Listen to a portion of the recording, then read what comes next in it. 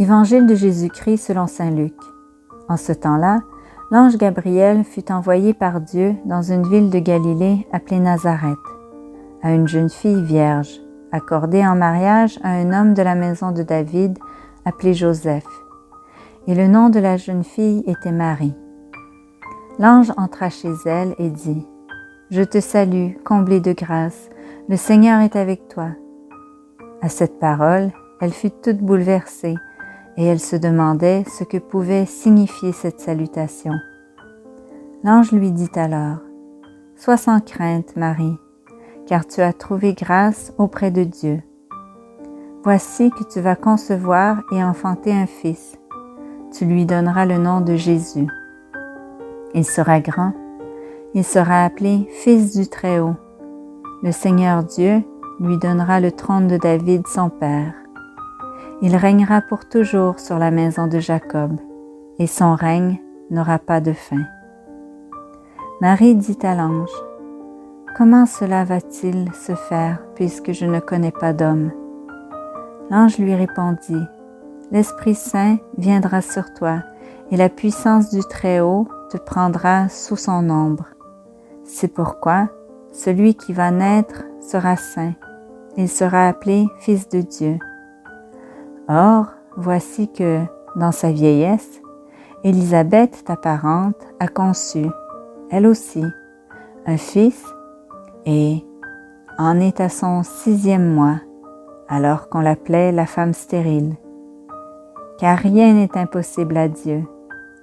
Marie dit alors : « Voici la servante du Seigneur, que tout m'advienne selon ta parole. » Alors, l'ange la quitta.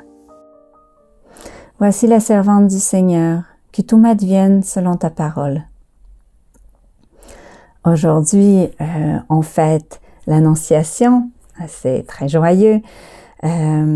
L'Église, la tradition de l'Église catholique nous dit que ce qu'Ève a damné et perdu par désobéissance, Marie l'a sauvé par obéissance.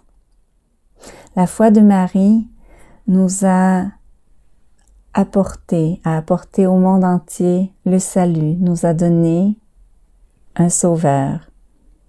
Marie est vraiment la mère de Dieu.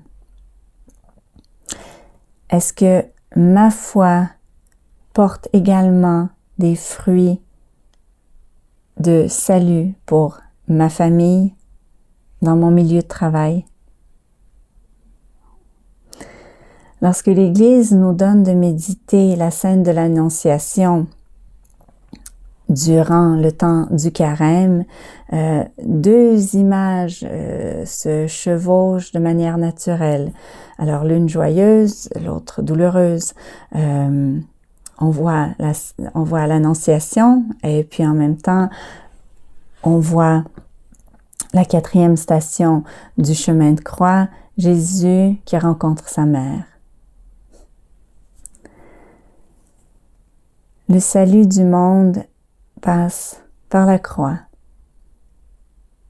L'amour est toujours lié à la croix, à la perte, à la résignation, au renoncement de soi-même. Est-ce que ma foi, comme la foi de Marie, me rend capable de mourir par amour pour l'autre?